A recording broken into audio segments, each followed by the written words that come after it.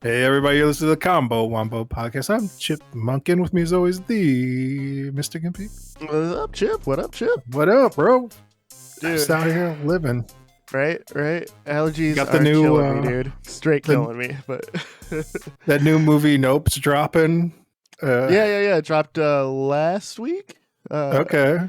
Yeah. My buddy was Go my ahead. buddy was telling me like he hopes like all the bad guys are just white people. Like that's like like they're like he's like by the ads it looks like it might be aliens, but I'm hoping it's just white people. I hope that's what he does for all of his movies. Like the bad guy always ends up being a white person.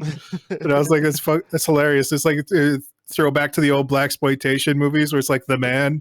Right, Like, right. There's it looks great. I haven't seen it yet. We couldn't find a sitter.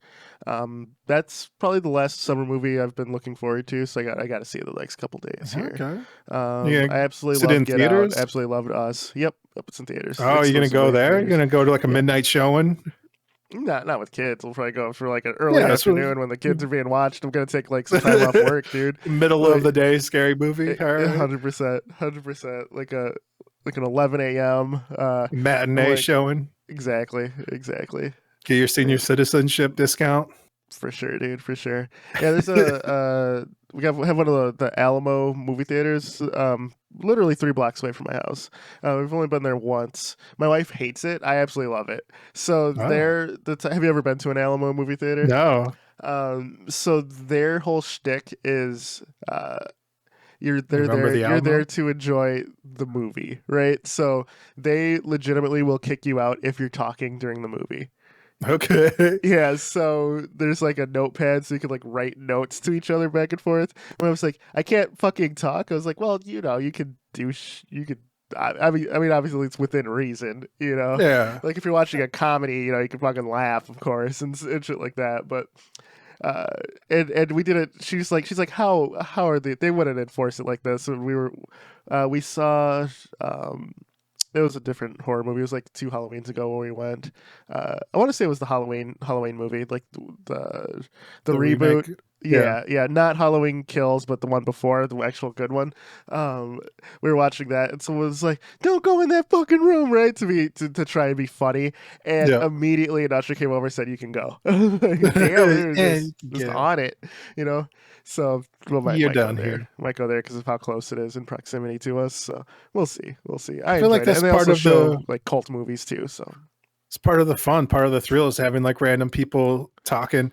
I remember we got shushed in the commercial time. Like when it's like they show like the like, hey, blah blah blah, come and see, like, there's snacks outside. All of us were like talking. There's like a group of us, like 5, and I'm like, we're being loud because it's commercials. Yeah. And some guy was like, shh, quiet. And we're like, oh, come on, man. And it was like only us and like this old couple in front of us. So we all quieted down. But I did say, like, I'd hate for something bad to happen to that nice sweater old man like under my breath. But yeah, that's like I got violence against the elderly, dude. I know, dude. Like he's shushing us in a commercial, bro. I feel like Right. there's an understood etiquette in movies where it's like pre-movie you can talk, like that's free reign. Like you can, shoot the shit with your homies, as the kids say. They do say that. The kids do say that. You could be acting super sus, I got you. doing Fortnite emotes, standing up. Right. There's have you been to a movie theater where people are doing TikToks in like the front? No, that sounds about right. Shit's fucking annoying, but whatever, man. Should be acting hella sus with the crew doing TikToks in the front row, dude, before the matinee, True. Yeah.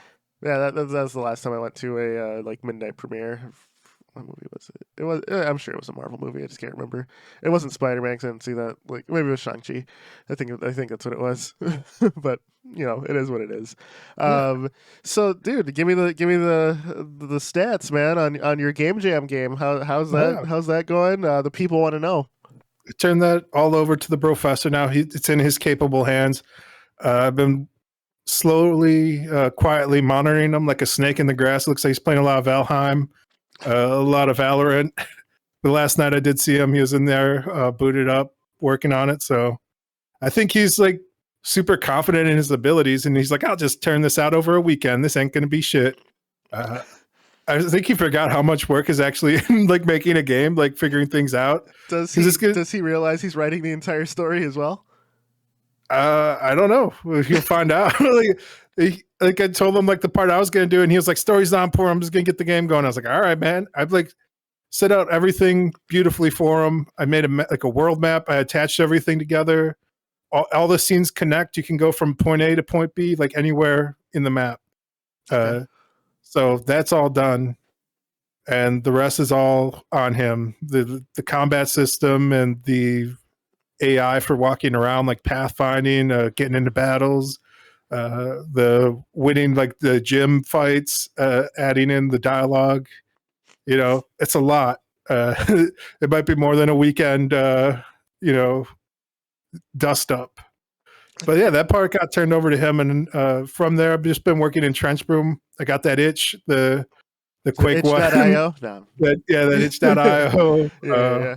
.exe, dude.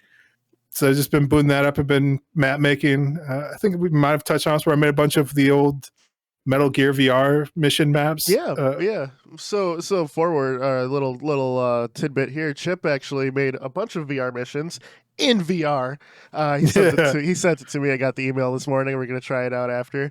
I think when the kids are watching their movie this afternoon, I'm gonna be working on my own on my auto runner game, but I might sneak down here and play a couple of VR missions. Try it out. Yeah. How was it getting the Vive controls working? Was it just like a plug and drag and drop kind of a I'm thing? hoping it just works, dude. Like you're gonna be the guinea pig here. Like it might not work at all. Okay. They just everything uses OpenXR now, so it's just like an XR. Okay. So it's like a one size fits all. I'm using the new Unity input system, so it should just be like generic inputs. Okay. I did hear from some documentation that like it might be mapped weird for you, like onto like a trackpad for some things. Yeah, that's fine. Should be like a stick instead, but I don't know. Whatever. It's I'll figure it out. That's somebody else's problem, man. I did my part. Yeah. But yeah, I mapped all those VR missions for Metal Gear Solid, and I was like, what if I put this in VR? Like I have the technology. I could just do that. So yeah, I poured everything over, and I've been spending like 4 or 5 days trying to get to work. It was like such an easy concept. I was like, this will be fine. This will take me an afternoon. And it did take me an afternoon to get up and running. And I was like, but there's like no bad guys. Nothing really happens. Right. You can move around and that's it. Yeah.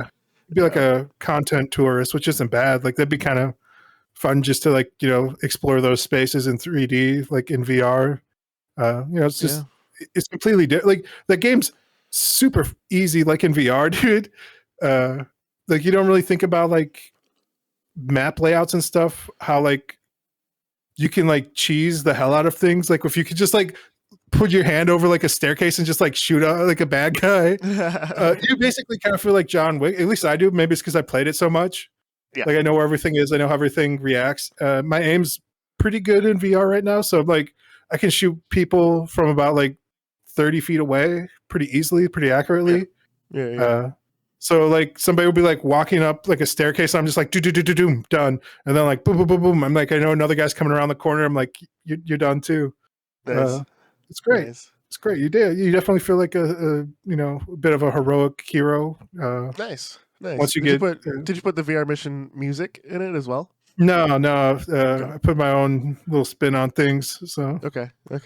I won't spoil it for you, but if you get up and running, yeah, definitely. I'll try it this afternoon. It's definitely will put a smile on your face. You're like, all right, this is ridiculous. Okay. But yeah, I got that up and running. I made some of my other maps I got working with like a nice third-person controller for just regular map making, like custom original works, like deathmatch works. Yeah. Against bots. They're all right. It's stuff they write home about, but you gotta keep doing things to get better at them. So yep. True. Did you figure out a way to port your maps to Quake 3 or Quake Live? Not yet. It should just be plug, drag, and drop. Yeah. I think what I need is the actual game, and then I can add that directory into Trench Broom. Yeah. But I also have it all exported to Blender, and I think you can export from Blender too. Like you get like a plugin for that as well. That can be like the middle manager if you want. Okay. Because you could put like Trench Broom itself has like entity spawns, right? So you can like Yeah, put in like the rocket launcher, all that fun. Okay. yeah, you can add weapons, everything, dude. It's a map Okay. making tool. I feel like they really haven't done better than this basic grid-based map make. It's like everything you need. Like Yeah. grid paper, man. Turns out Right. Right. it's Right. so Right. fast, so efficient. Like, uh, I feel like I've basically been trying to find a replacement tool that's better than that this whole time for like years. Yeah. You know what I'm saying? Yeah. Like, because I tried like the Pro Builder, which comes with Unity. I've tried like I think Pro Grids or something that's like the Unreal one. I've tried like that. I've tried like off the shelf solutions too. Like people sell like in the asset store. They're like, oh, this will help you make levels. Like it's like one's like for snapping things to other things. Uh, and Okay. it's Yeah. they work. Yeah, like memorize their hotkeys and stuff. They're not that great. Because like things like Hammer and Trench Broom, what they do is they make you they make it so you can't mess up type of thing. So like you can't create an invalid brush or an invalid edit. Like you can't have like a thing that's like convex or concave. So like everything's already optimized for the engine. Yep. Like all those VR missions, I poured them over. They're running like at 240 FPS, dude, which is as it should be, right? Like it's simple geometry, like they're boxes. Whereas Yep. like if I tried to build that in Pro Builder, it would have like sliced up everything and messed it up, and it would have been like repeating like all the textures. So like you'd have to use like GPU instancing or something. Like it doesn't make sense. It doesn't make sense that the in-engine tools are worse than something that's like 20, 30 years old at this point. Yeah. It's like just like the work's already been done. Just copy paste it, dude. Like it's a grid. It's grid paper. I don't think you can copyright grid paper, and most of these tools are open source now. Can you copyright grid paper? I feel Probably. like a certain layout. There's probably right? patents like, on it. Yeah. Yeah. Right. Right. 11, I think there's like 2,000 patents on it. Right. Yeah. Yeah. I know. Right. It's like 2,000 patents on sliced bread. So yeah. So after working with Trench Broom for shit, it's been like 3 weeks now. I think. Yeah. I think. Have you gone back and looked at like your old projects? Like I remember the stealth game you're working on that you, that I believe you're just doing the mapping inside of Unity, right? Have you gone back and tried to do shit there? Because it seems like you're having a lot easier time with Trench Broom. You think that'll, because I know you're using it to gray box, but do you think like it will speed up your workflow for projects like that as well? Yeah, I started looking back at like my old find the key. Because I have like a little like Moleskine notebook with like those maps drawn out on paper for that stealth game, and I was like, I could just make these maps now. Like this is like I spent so long like doing like literally the map that and it's like a basic geometry style map because it's supposed to be like an office building that like you're exploring, kind of like a Resident Evil style, like little puzzles, a little bit of stealth. I don't know bad guys at this point until you get down to like the lower layers. All that being said, like it's so simple that, but like I said, I'm using like very primitive tools, and like just lining things up pixel perfect was such a pain in the ass that it like deterred me from like finishing that project because I was like, I have to make a vent system in this, and I don't fucking want to do that because I have no way to cut a hole into a pre-existing like static mesh in the engine. So I'd have to like pull all the shit out into Blend. Like at first I'd have to like take piece by piece like this fucking vent, right? Because they only make it in like 1x1s. So they'd have to like put like 40 of those together to make it go across the map and like create like a middle room in that. And then like somehow like cut hole, like I'd have to export all of the entire map into like Blender, cut holes in the geometry where I need like everything, make sure everything's lined up, pixel perfect, and then like export it all the way back, which, you know, it's not that hard, but it's just it's just like another layer of obfuscation to keep you from achieving the goal where it just adds like another pain point that makes you want to quit. So I don't know. I was looking back at the original designs like on paper on my notebook, and I was like, I could just do this now. Like I was like in my head, I was like, I could probably whip this thing out in like an hour because I've already built it once, like the general layout with worse tools. And I was like, I could just throw shit together so fast now. Like it's crazy. Okay. So I have been looking back at older things now, older projects. I'm like, I could finish this shit now. Like, I've been leveling up my skills, dude. Like it's definitely.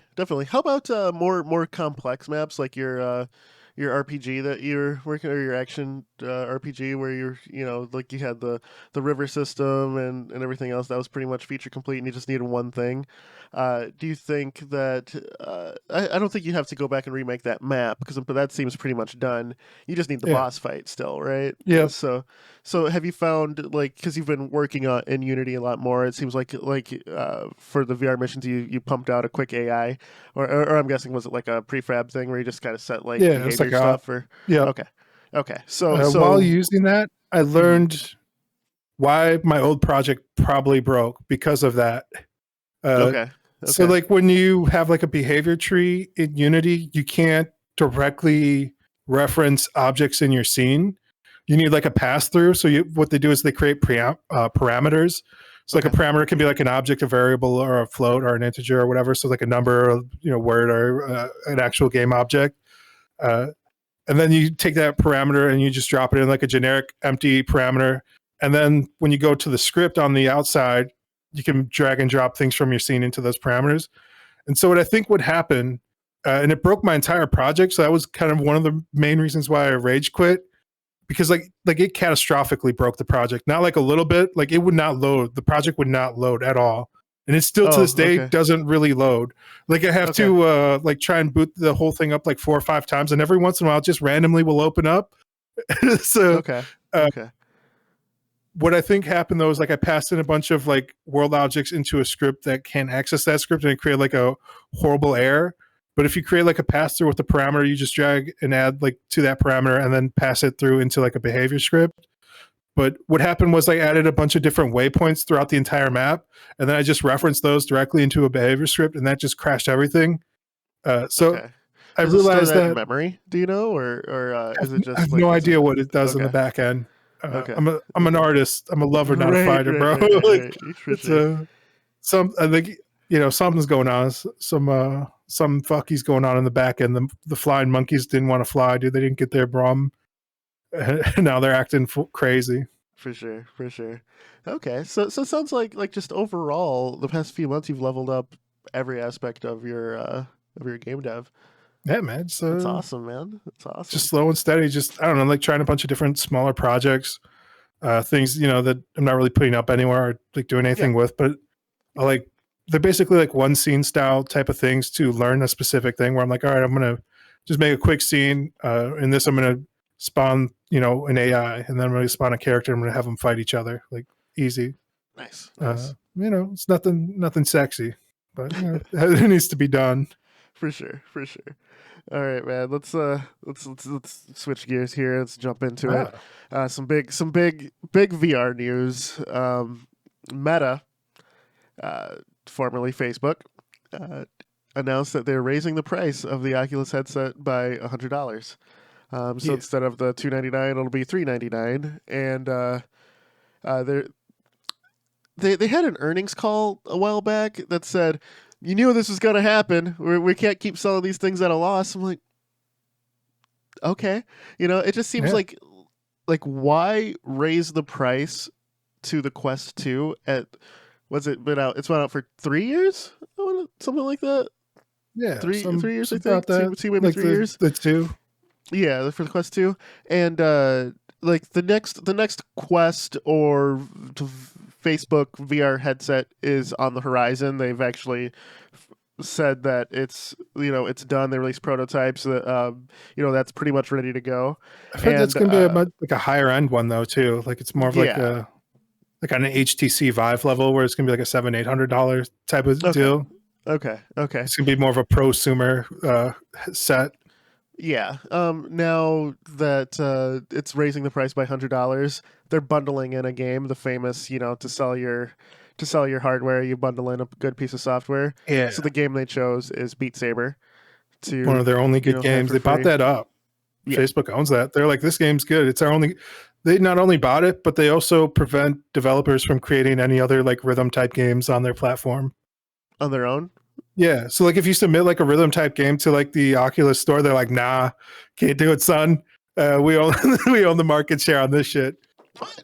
Yeah. That can't be true, dude. Like Yeah. They want Ragnarok is on to. there, Fit VR is on Yeah, there. but like if you try and make like a Beat Saber esque type clone, like Attack of the Clone Wars as you do on app stores, because it's a fairly simple type game to clone, right? Like you and I could pump that thing out in a afternoon. Would the quality be there? No, but it prevents market saturation of inferior clones of your own product. I will say, I'm actually kind of okay with that. Curation is needed in storefronts.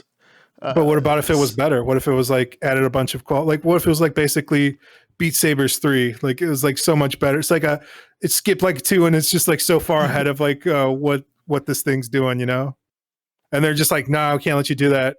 Like, I think that if you make it different enough, you'll still go on the store. What's it? There's a game that's like Pistol Whip, but it does things differently. But it's also an on rails like rhythm shooter. That's still out. But this Facebook owned Pistol Whip, though, you know what I'm saying? No, it becomes a sticky wicket type of thing, right? No, I think you're over exaggerating it, though. I think that this is what I've heard in forums from shady developers who try and throw up their fucking deadware, vaporware on the store. Sure, but I'm okay with that, because like storefronts die and platforms die when they have nothing when you have to sift through all the bullshit. Yeah. Like before Steam, Steam's still not the greatest at it, but it's gotten better with curation and stuff. I feel like Greenlight was the happy middle ground, but it started getting like gamed by bots and like groups of people to. I think it's gotten better since. I think they just charge money now, right? It's like a flat fee. They're like, give us $50, we'll throw up any turd on here, dude. Right, like, we don't give a F, bro. It's also like curated through user as well after you say what games you like and stuff. So I think, at least for me, like they'll have the recommendations that are like games that the like genres that I'm no way interested in, right? Like I'll have the farming simulator up there and shit like that, which whatever. Like they have the ad space or something, and they're paying to put their games to the forefront. Fine, I'm okay with that, because no shovelware developer is going to go, hey, play my anime titty game, for that I spent 38 seconds making using prefab assets and a prefab engine and all this shit, right? Check out some anime titties, dude. Right, like, we're sponsored by Anime Titties. It'll curate for you, but I don't get those, which I'm okay with. I think Steam has gotten much better, but there was that period of time where it was nothing but shovelware 99-cent games that were just flooding the market that made Steam not an attractive option to look at for stores. I remember one Steam sale, like around that time, I didn't buy anything because there was just so much shit. Yeah, like for a while it just felt like ported like bad ports of like mobile games were like 100%. Just like flooded the market for a little bit. I watched one developer who went through like the Steam analytics, and he was like, are there any like unknown gems in here that like have like a user base rating of like at least a couple like 100 users and like or like mostly positive reviews, and is there anything hidden gems is what he was looking for, and like he's like, really, there wasn't too many. It's like basically if you just go by user reviews and like sort by like what's popular, like the good stuff tends to rise to the top on Steam still. Like, that's not to say that if your game didn't sell well or whatever, like it's any reflection on you or anything, but generally there might not be a market for, right? Like there's like certain niches that like people just aren't really playing unless it's like one of the main big games, like your RTSs or turn-based strategies, visual novels, anime is not video games, movies not a video game type of thing, True. Like true. Weird shit like Contradiction, Spot the Liar, dude. Like people found that game, and that's like a FMV style game, dude. That got helped by Humble sale as well, though. Like people were talking about it, like a lot of reviewers and stuff I found out about from like a review. I was like, what the fuck is this? Still making FMVs, dude? All right, I'll try this out. I bought it. The current crop of FMVs are actually, I haven't run into a bad one yet. Like the FMV games. Technology's finally there. All been great. Yeah. I've always felt they should do it with anime. How so? Like just an FMV anime where like you're an anime character. Like it would be like probably almost like a Shenmue-esque, like a lot of quick time action events. Okay. But like, different things, or like your Dragon's Lair type thing, right? Yeah, yeah, Remember definitely. Dragon's Lair, kids? It was like I a do. cartoon I do. Hey, you know that you played. what? Give me 1 second, bro. I got the kids. 1 sec. They're knocking on the door. All right. Pause for 1 sec, guys. Sorry Yeah, about that, dude. everybody. Go ahead. Full motion comics, dude. Dragon's Lair. That's the future. It'd be an interesting thing to have like a instead of like a visual like a traditional static image visual novel to have it fully animated. That'd be pretty intense on the animator's part, but Yeah. I could see If you that think working. of like That'd 30 minutes of animation cost about like $600,000. So you figure if you made like a 4-hour game with like 4 branching paths, like you're looking at like, maybe 20, 30 million, right. which And that's not crazy, but like it's a huge gamble. Like if you're like a AAA studio and be like, oh, let's make a AA weird ass anime game for weebs, that they're like, all right, what do the sales figure look like for the weebs? I'm like, yeah, nobody's buying those games. I'd be like, yeah, all right, let's not do that then. yeah, I'd be well, as you know, I've been playing through Catherine. I'm on the final night in the game, and Anything it's to talk about Catherine with you, dude, bro? What's going on?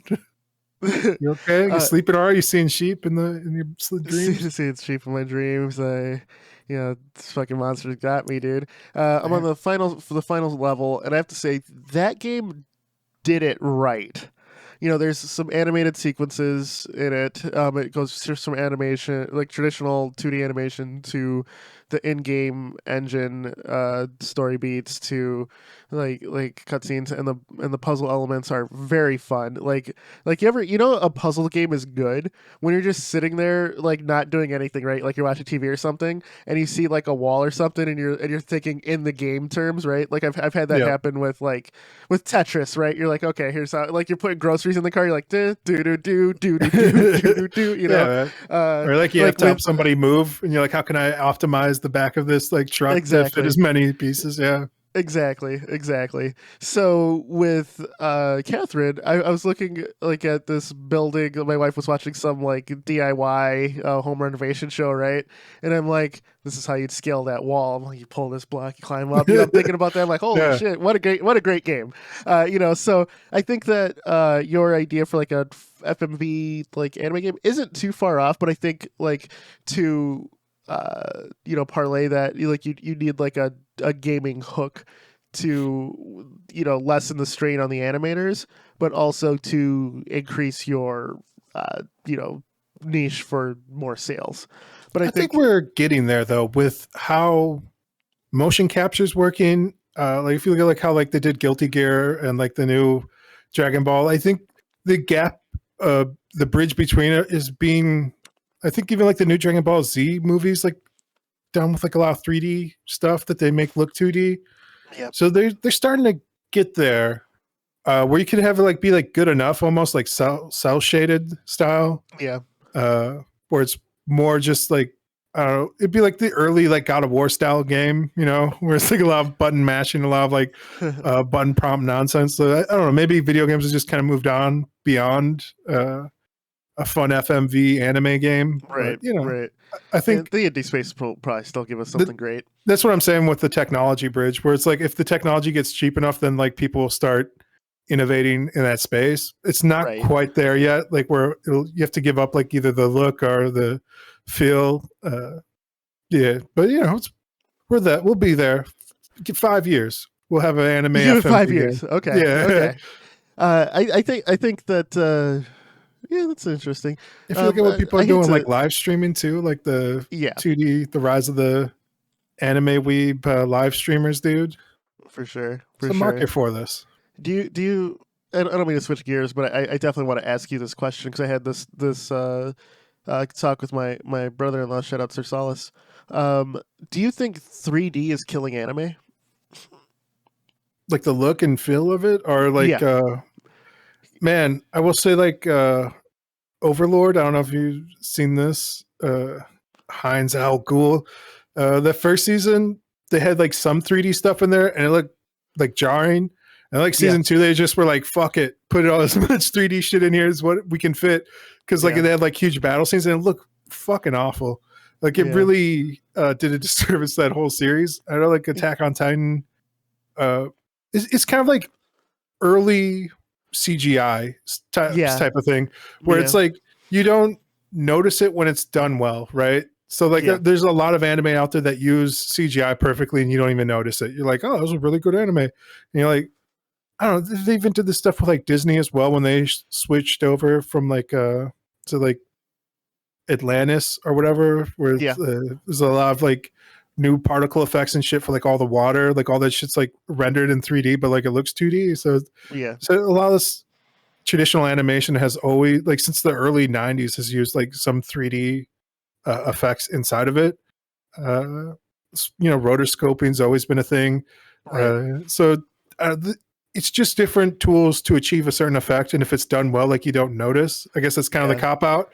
I would say again, because the tools have become cheaper, more inexperienced users are like putting out like worse products, and like you can't like backpedal, right? Like a lot of these things are on strict deadlines. Again, like you're spending like $400,000. If we can save $100,000 by like switching over to like some sort of 3D suite of software, that's huge, man. That's like a 25% savings. So let's do that. And then like you do it, and then you're like halfway through, you're like, this is looking like shit. What do we do? And it's like, it's too late now, bitch. right, double down. Double down. I'll say like the Tekken anime coming out, back to the gaming point. It uses, it's like 3D laid over with 2D over it, right? The characters look like shit. Like everything looks really flat. I assume the anime will still be good, right? I assume the fight scenes will be fine and everything else, but it just looks bad. And that's where the conversation stemmed from. The last anime I watched that had like a lot of 3D was the Netflix Godzilla, like the 3 OVAs they did. It just looked like shit. Like not only was it bad, it was already a bad anime, but it also looked like shit. I felt that about like Castlevania, the anime that they did for Netflix, where to me it just looked bad, and I think like a lot of people love that show and they have no problem with it. But for like, just I don't know, there's just something that uncanny valley for me where I'm like, this is not like I see the tricks, I see what you're doing behind the scenes, so it wasn't for me. Okay. Season 2 Dracula Castle fight where they had Bloody Tears playing in an orchestral version. One of the best fight scenes in any anime I've ever seen, dude. That shit was great. Hey guys, I can see your point of view, but I think that's going to be a tentpole for mainstream, actually, because I know people who, like in my family, who would never be caught dead watching a fucking cartoon, not let alone an anime, right? Yeah, but for children. Loved and watched the entirety of the Netflix series. I'm talking people who just are really just the only thing they do for fun is probably watch reality TV and fucking sports, right? I feel like that's most people, bro. Like it's I'm talking about like the general public, right? Who have no other like interest or anything, but the Castlevania show like bridged that gap. So check it out. So I think that might be like a tentpole like release in the greater communal term. So it's just another medium for storytelling, and I think because in the West here we've always looked at it more as for something for children to watch. And a lot of that had to do with like those two major conglomerates like bringing down like blocks of like Saturday morning cartoons. Yep. It wasn't until like Congress stepped in and they're like, this is ridiculous. You guys are clearly marketing bullshit to kids. You got to cut this shit out. You're just trying to sell toys. You're just trying to like manipulate like a very manipulative. I don't know. Whatever. Well at it. Whatever. Like these soft-headed children, you're trying to mess with their minds, get them to buy your fucking shitty toys and cereal. Yeah. It wasn't until Congress like passed some laws to change things up. But as far as like in the East, like it's always just been another medium, like Ninja Scroll, fucking banger after banger, Vampire Hunter D. Yep. It's just a storytelling device, right? That's all it is. Yeah. And like in a time before CGI, dude, this was like CGI, dude. Like if you could throw things in like, because you couldn't fucking film Vampire Hunter D, dude. They would cost you like $200 million. It would cost you $20 billion in the 90s to film like a movie like that, dude. All practical. Yeah. Good luck. Right. Yeah, man. So yeah, it's really just like a cost saving measure for bigger, grander stories that we couldn't quite capture at the time with like CGI. And I don't think there's necessarily a reason to transition back to like into CGI with like that medium. Yeah. But like if it's in service of the story and it helps, like there's certain aesthetics it leans towards, like your like sci-fi stuff tends to look better, like your Gundams, your anything with like airships, spaceships, Yeah. uh, you know, alien stuff that like we're not used to. But like if you try and fool us with some cities, dude, some cityscapes, some schools, Right. bro. Right. It just looks bad. I'm like, come on, get that shit out of here, dude. Like we've all used that same school desk from Clip Studio, the generic asset school desk #1, bro. You didn't even change it out at all. You didn't even paint over it, dude. It's interesting watching something or playing something where you recognize the prefab asset. Yeah. It's like, a little jarring for me always. It's like, I know that person. There's one like very famous brick texture that's been overused in everything from Quake to like I think it was like Bulletstorm used the same exact fucking brick texture. I'm like, God damn it. That's how it goes, bro. It's only when you like create it that you recognize it though. Like people are insane though. Like they'll recognize weird shit. Like in the Resident Evil 4, those guys who remastered all the textures, they went to like the actual locations that the original textures were like taken from, like in like the European cities. They're like, I recognize that. That's this building. Like, I'm like, what the fuck? Like, they're like, that's this sculpture turned like 180 degrees from this door frame, like on this like whatever Facilica or whatever nonsense. And they're like, let's go there. I got a camera, boys. Let's roll. Like, how did you recognize that shit, dude? They're like, this door frame texture is like this painting flipped sideways. Right. We can go see this right now in this museum. Or they even recognize like the book, like things were taken from. There was like a lawsuit where like some lady was like, you guys took textures from this reference book I made. It was never meant to be, scanned in and used as textures. And they're like, oops, our bad, like these things happen. Yeah, she took those pictures, so it makes sense that she would recognize them. But like, man, true.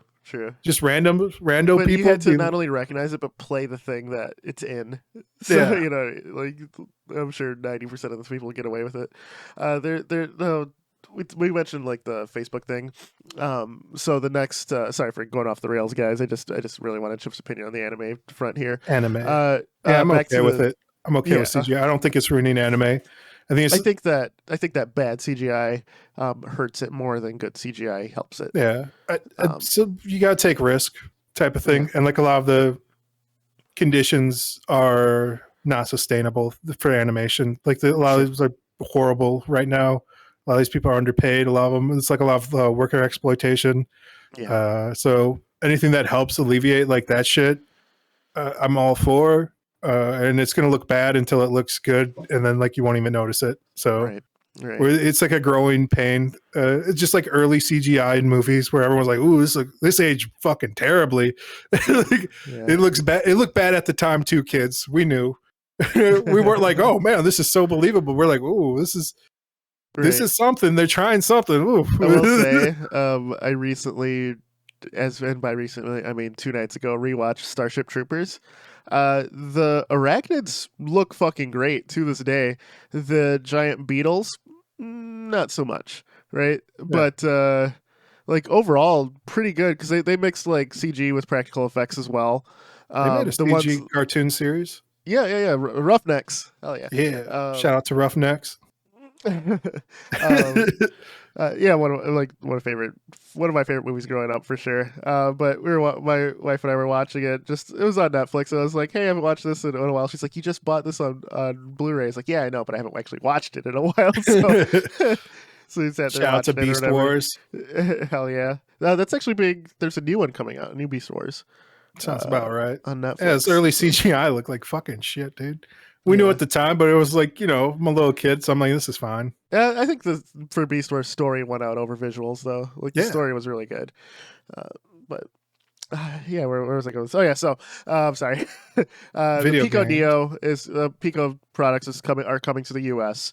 They're here to combat with Facebook in the standalone headset market. They're rumored to be about $600 to $700 on launch. So Facebook's new premium headset, the Pico, And Valve has been, they're leaking this shit on purpose, but there's been Oh more and yeah, more VR headset leaks from Valve. Looking at a standalone headset, most likely in the like $600 range as well. So they're all going to be around the same price point, competing with each other. And the just like Yoda said with the Clone Wars, the standalone headset wars have begun. yeah. It's happening. It definitely seems like we've hit that technology leap where the external cameras are starting to work. The lidars become more affordable when they start throwing it in like cell phones now, like the Yeah, three camera systems. So it makes sense that we're getting more competitors like in that space. I don't. It definitely feels like Facebook and Steam have like a lot of runway already laid out because they were so yeah, early. But I mean, at the end of the day, games are king in this yeah, space, and like I'm still looking forward to see what PlayStation VR has in store because I felt the same when I hooked up streaming from my Xbox Series S to my Oculus. I was like, this is fucking insane. Like playing Forza, like just yeah. wrapped around my face, playing like Halo Infinite. I was like, this like there's like a moment where like I reached out my hand to like flip the bird to like a orange hologram, and then like the hand tracking recognized, and it was like a blue hologram, and I was like, holy shit, dude, I'm in the game. This is nuts. So like, and it wasn't even like full true like a 3D experience. So like, even if Microsoft came by and like modded like their Xbox to work with other hardware, if they're like, hey, you can hook up your PlayStation VR or like your HTC Vive or your Oculus to an Xbox, I think that would be a winning formula for them if they wanted to Yeah. get in this space. I don't think them trying to make hardware at this point's a good idea. But yeah, man, I think Valve, if they can hook up their standalone headset to the Steam Deck, I think that'd be great. I I don't assume know that's the play. if it has, if it has the power to do that, but that would be the play, like a standalone headset that you could stream off of uh, the Steam Deck, and it'd be even lighter because you wouldn't have any of the components. It would just be, basically a screen and uh, some proprietary streaming, like was it like Wi-Fi 6 or whatever? Yep. Yep. The new Yep. stuff. Get Yep. that new broadband shit in there, bro. Hit it with all the G's. Yeah, I don't know. I think PlayStation VR is also going to be wired. I think that's going to work a bit against them, but if they got the games, man, that's it, man. Like, Yeah. just Yeah. sign me up, dude. Yeah. Yeah. Be interesting. You looking forward to PlayStation VR at all? You going to get that? There has to be a killer app for it. I feel no need to get another VR headset with when I have my my Vive is working great. Since I replaced the lenses, it feels next gen. It's PC VR, so my graphics card's powering it. I don't feel a need to get another headset. Yeah. Um, There's not a great offering of Steam games. There's like 10 really good games, and that seems to be it, like in the space. it's all right. That's what I tell people too. Like if they're like, oh, do you recommend VR? I'm like, it's about 3 months worth of like really good experiences, and that's it right now. So if you're okay with dropping, $300 for 4 months of really good entertainment, sure. But after that, man, the well dries up, man. It's some shallow waters right now.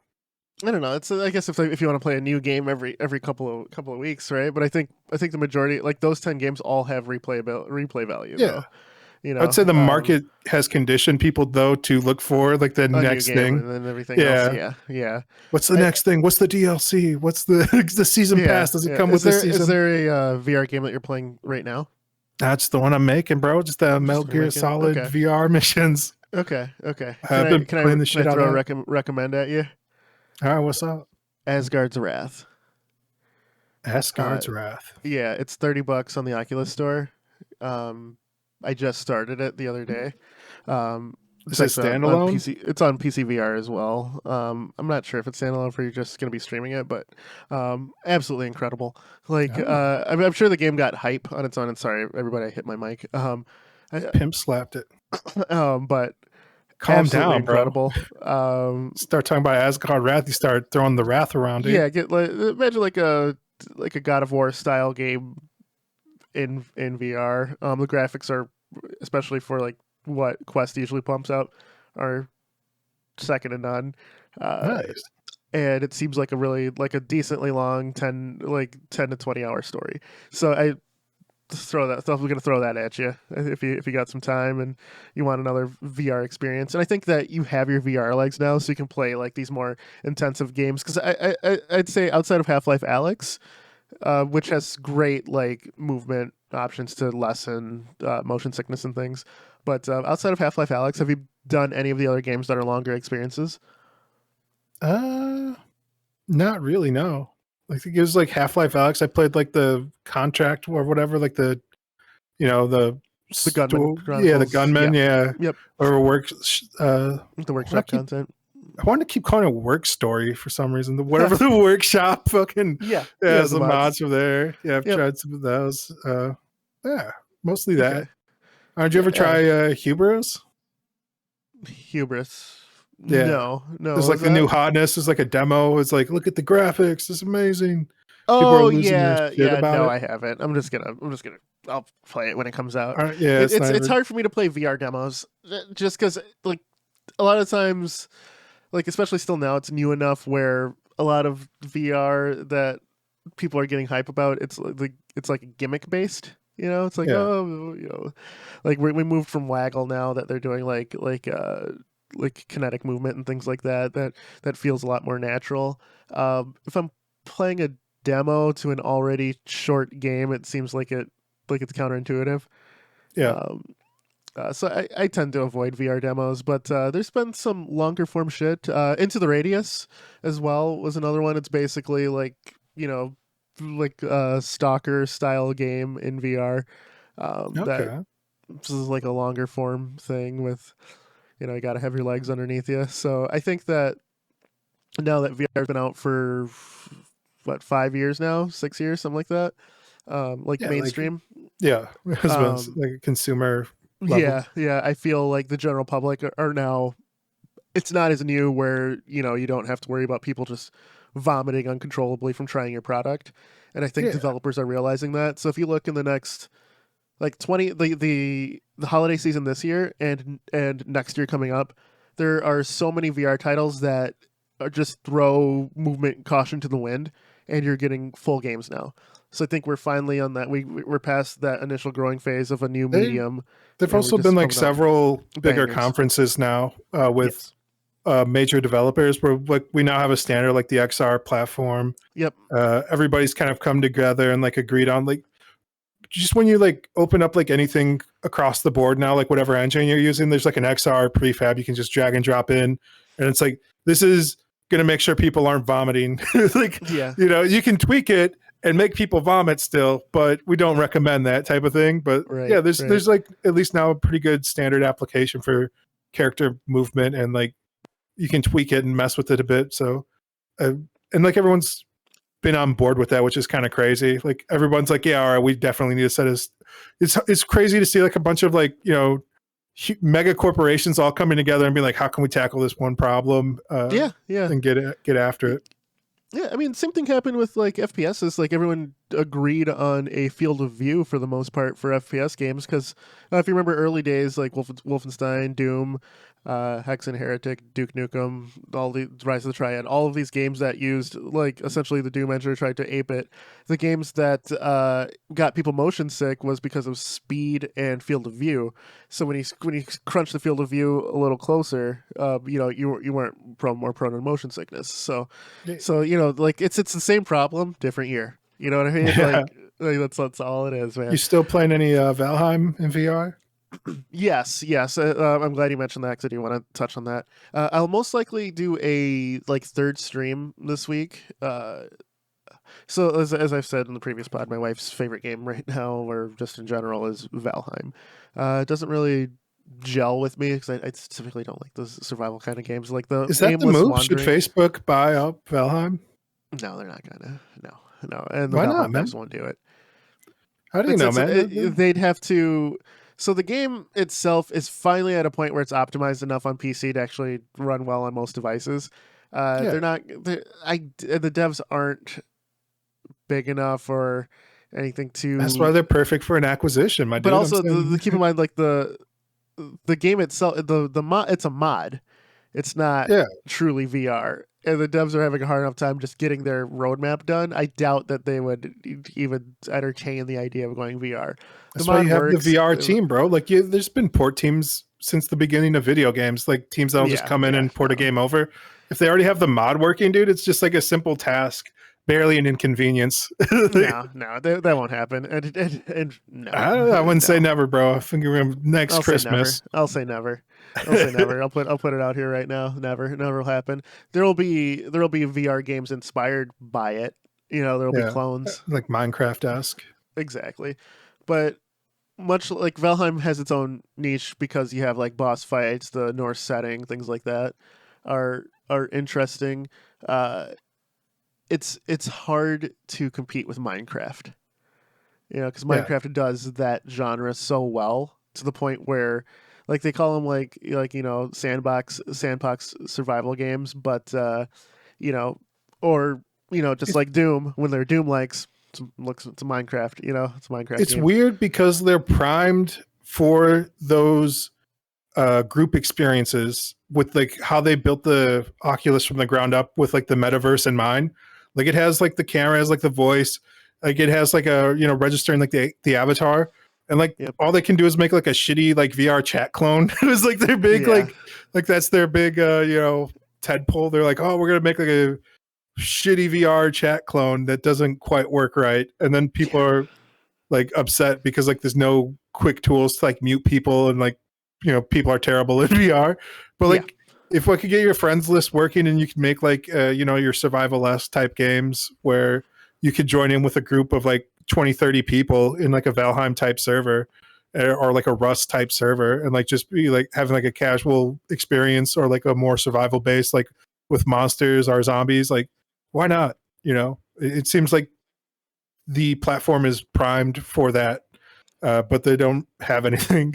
It's a game like that on PC VR that I'll link you. Okay. A zombie survival kind of thing. Where you have to. We're gonna play together. Yeah, we can play. No, I mean, you're already in Valheim, bro. It sounds like you committed. The professor was showing me like his world, dude. He built Helm's Deep. Yeah. Did he show you on the server we're all playing? No, this is his own private. This was okay. That's what I was like. Is this with everybody else? It's like, nah, I built this all on my own in my spare time. I was like, holy, the thing was massive. I love how he built that, but he hasn't worked on the game you guys are making. Yeah, dude, he's working on a world, dude. Like, it's an immediate 1-to-1 success, dude. Like, it's the beauty of video games. It's why people always complain. Oh, that's you're wasting your time. It's sucking your life force away. It's like, no, it's cool. fun. That's cool. He made Helm's Deep though. That's pretty dope. Yeah, dude, it's massive. Yeah. Did you check it out in VR? No, he just showed me like on Discord, and then I was like, what? Do you own Valheim? Yeah, dude, I've been on Valheim. Try out the VR. Dude, it's pretty easy. Everybody quit on me. All the lads. Yeah, we had like a team and we played for like 3 weeks, and we got to the end of what was available at the time for content, because there was not much. It was like real early still. Yeah. So like we got to like the part where it's like I think like the snow or whatever was like the last part. It's moved way beyond that now. Yeah, like the wolves weren't even in. We're trying to find wolves because we heard like from a 6th grader that there was wolves in the game, but they weren't even in the game yet. There are now, and you can tame them and have a pack of wolves like roll with you. So I'm trying to do that in VR. Yeah, man, you're riding the wolf, dude. Yeah, that's the plan. Ride with the wolf. I guess you can ride horses and shit. Like there's mounts now. Okay, pretty crazy. It's a whole video game now. Exactly. All right, man. I'm glad we touched on the VR thing. I think that's kind of the main point of today. Is VR dead? No. With $100 more, dude. No. We called that on this podcast, and we were talking about that when we were like, here's the big thing. You know what's gonna happen, right? They raise the price by $100. Christmas comes around, they lower it by $100 on sale. You get the same exact profit. That's all it is, dude. Boom. Yep. 4D chess move, dude. Yeah, exactly. I mean, you get people like me who are waiting for a sale, right? Because I was like, oh, it was like $70 off last Christmas. I was like, it'll drop again. And I was like, 3 months later, I was like, you know what? I'm going to get this before they raise the price on this, because exactly what happened. Yeah. I was like, yeah, this is like already a pretty good offering at like $299. Like I can only see it going up from here. Yeah, definitely. Well, All right, bro. Well, I am excited for your RPG Maker game jam. I look forward to playing the game. I look forward to Yeah, seeing the judging. You it's know, all up to is Professor now. what's the prize? Is there any, or is it just like feature? $4,000. Is it really Yeah, four dude. grand? Oh Yeah, shit! that's first prize, and then it's like Nice. 3,000 for So let me ask you. Let me second. ask you this: 2,000. You guys splitting it in half, I assume. Probably, yeah. Who's taking the tax cut? Who's taking the tax hit? It's gonna be probably me 'cause I Okay, make less money. got it. Got it. I found I found a little loophole. It's called putting your pre-tax dollars away in a nice government, controlled Yeah. savings program. Yeah, when Sir Solace and I won Game Jam years ago, uh, I was like, oh cool, we get the prize money, a laptop, fucking, Yeah. the bunch of other shit. When we won that, they're all like, and here's a tax form to fill out. I'm like, what? I didn't even like. I was young and naive enough to go, oh, Yeah, so, fucking and that was at a taxes. point where I like with my day job and then the game dev stuff, it was like right on the cusp of me going to the next like tier of like Mhm. yearly income, but below enough where I got just fucked. Damn. So much better now, but I was just if it happens, it happens. Is it just grand prize or is there like a top three or Yeah, it's like three different prizes, like four, then three, then two, then one, and then everything that they made from the Humble Bundle sales also is going to build up into that pool as well. So it might be more. wow. Yeah, so Wow. they're doing some real cash prizes. They used to have like horrible like terms of service on it too, where it's like we owned whatever game, blah blah blah. Yeah. They got rid of all that shit now, Okay. so Okay. much Yeah, they're just much trying to better. showcase their engine. Cool. They're definitely trying to garner more goodwill in the community from all Cool. the horrible missteps they've taken over the years. Yeah. But I don't know. From what I've been reading about and stuff, it seems like the RPG Maker community is kind of toxic. But it feels like that's any fandom, That's like any the fan loud, base. Yeah. yeah, Yeah. They're all loud, toxic. outspoken Yeah. people. Yeah, Yeah. I'd say outside of like the Stardew Valley fans who all seem very wholesome. You know? they're all like, hey, they have Everyone's an real asshole. problems yet. Yeah, exactly. All right, man. Well, hope fingers crossed for you guys. I'm Thanks. sure we'll talk about it more next week. Yeah, see if Uh, it can finish. for sure, for sure. 90% of the battle, man. The last 10% takes as much as the last 90. Yep, definitely. All right, Yeah. man. So for the Combo Wombo podcast, I'm Mr. Gimpy. Share, subscribe, Take Chipmunk, care. Take care, everybody. We'll see you next week. We out of here. Mr. Chipmunk.